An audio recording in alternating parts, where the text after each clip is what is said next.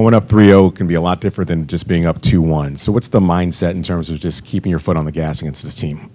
Yeah, I mean, just take it one pitch at a time, one inning at a time, and play our game and take good at-bats and have our pitchers go out there and do what they've been doing and make the plays behind them, and then I think we'll like where we are at the end of the night. So, John?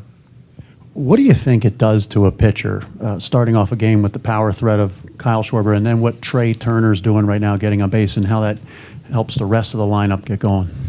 Yeah, I mean, anytime it's 1-0, it's a big jolt to the dugout. It's a big jolt to our pitching staff, and I mean, I'm no pitcher, but I feel like you don't really want to look down and see Kyle Schwarber walking up to lead off a game, and there's a couple of other guys around the league that feel like it's the same way, and I mean, I feel like it has to do something. I don't really know what it does. I can't speak for the opposing pitcher. I mean, some guys might not care. Some guys might be scared or whatever, but I feel like he gives good at-bats more than not, especially leading off the game. So it's a big jolt to the dugout for sure. Tyler, here in the middle. Hey, Bryson. When Harper was learning first base, you obviously are the closest infielder to him. What did you see in terms of how quickly he adapted, and what impressed you about sort of that learning process to be able to be a viable MLB first baseman?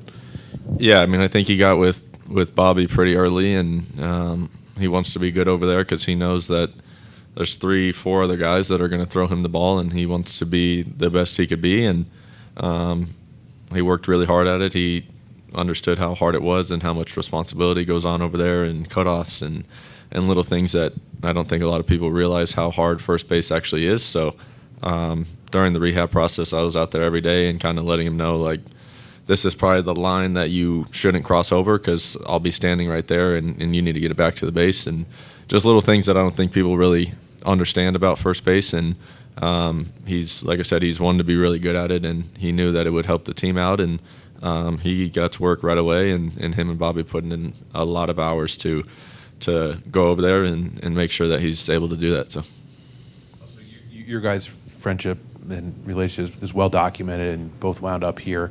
But when Bryce was, coming through Washington as a superstar, did you always sort of wonder, or did you ever ask him, like, where is he going to end up? Where is this going to lead in his career? I mean, not like directly, like, hey, where are you signing? We want the inside info. But me and two of our other friends that we're really close with, we kicked Bryce out of the group message and was predicting where we thought he might land. And I think everybody was wrong. So he loves it here. And I wish I did a little more research myself, and I think I might have been able to pinpoint something that, sticks out to him. And he's a big family guy, as you guys know, and he treats the city of Philadelphia like his own family, and I think they treat him the same way, and that's a big thing for him. And like I said, he loves it here. And if I knew the city of Philadelphia when I was making my prediction, I think that knowing how big of a family guy he is, I think this was a no-brainer. So, Jesse in the back. This wasn't my question, but what was your prediction for Bryce? Ooh, I think I went out on a limb and said the White Sox. Yeah, I was way off. I wasn't even in a finalist. So, yeah, way off. My question, I'm kind of curious. I'm not sure where to go with this, but the energy in Philadelphia is well documented. It's amazing with the fans. I know in the playoffs everywhere it's probably pretty good, but do you have to find, when you go on the road a little bit, do you have to find does it feel different? Do you have to find that adrenaline in a different way when you get away from Citizens Bank? I think in a little way. There's still a ton of people going to be here, and at home they're 2 hours before the game, and you could hear them cheering on Nola and Wheeler as they're walking to the bullpen from in the tunnels. So we kind of get that jolt right away. 40 minutes for Nola before the game, they're letting them hear it, and like I said, it's the postseason. I mean, if you can't get up for these games, then there's a serious issue, and I think we on the road do a really good job of creating our own energy in the dugout and just playing our game and having the good vibes that we always do. So, Bryson, what was your reaction to being a Gold Glove finalist, and was that kind of a goal you set for yourself when you moved over to second base? I mean, I think it's pretty cool. Just kind of looking at stuff with Bobby Dickerson and some stuff that he thinks might go into voting and whatnot. Thinks I have a pretty good shot at it, and I mean, it's not a trophy that I'd want. Obviously, it'd be cool, but I think this team has eyes on bigger trophies and team-oriented stuff, and obviously it's cool to get an individual one, but like I said, that's not the trophy that I particularly want right now. And I mean, the three other guys are very well deserving, and I think they'd tell you the same thing. So it's a lot of team-oriented stuff right now, and just going out and playing our game. So Over here on the right.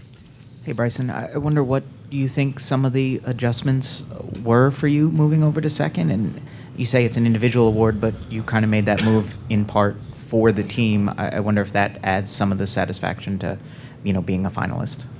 I mean, going over from short to second, at short, it was I fielded a lot of balls one-handed, and Bobby's a huge, if you field the ball on the run, don't set your feet and throw it. That's when a lot of throwing errors actually happen. I mean, a lot of, I don't know how to say it, people watching, they might say, set your feet, you had time, and he's been doing it a long time, and he says that's when he sees the most errors, because you're at a full sprint and you're trying to stop on a dime and throw the ball across the infield instead of just running through the catch and making the throw on the run. So at second, you don't need to do that as much. You're not charging as many balls unless they hit at 40 miles an hour.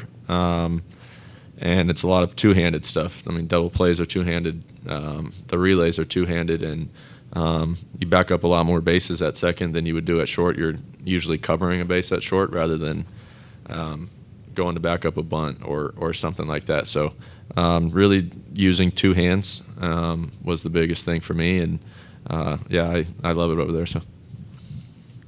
And last one's for Bryson. Take one more with John. The other day, Trey Turner said Nick Castellanos is a different guy. What has he brought to the clubhouse? I don't know if it's a swagger, in the hitting. What has he brought to the clubhouse for you guys? A lot.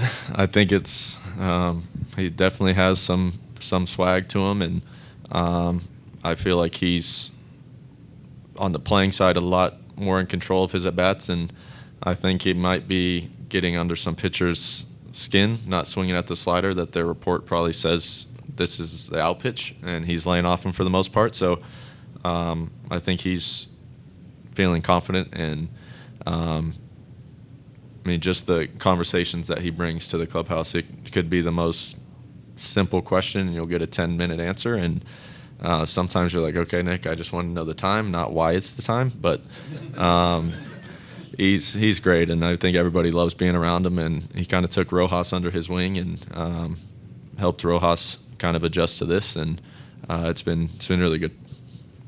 And we'll finish up with Tyler. Yeah, Bryson, what makes Bobby Dickerson such an effective coach, infield coach? That he's from the South, and he's yelling, and my family's from the South, so I kind of am used to that, and he'll yell at you, but he's coaching you, and then if you want to joke back with him, you could joke back with him. But I mean, personally, I've built a relationship with him. I know exactly when he's coaching me and being serious, or when he's just messing with me. So I think it's the being able to do that, and he played the game. He's been in the game. He knows how hard it is, and he just wants you to. I mean, he'll never freak out if we miss a ball. He'll show you the iPad and show you what you did and what you could have done, and spring training's a blast. I mean, you don't really say that very often, but just the kind of drills we do, and he tries to get out there and do it, but he says he's getting too old to do it now. So just kind of messing with him and allowing him to coach us, I think it's big, and he's a very respected person throughout the league, and he's coached.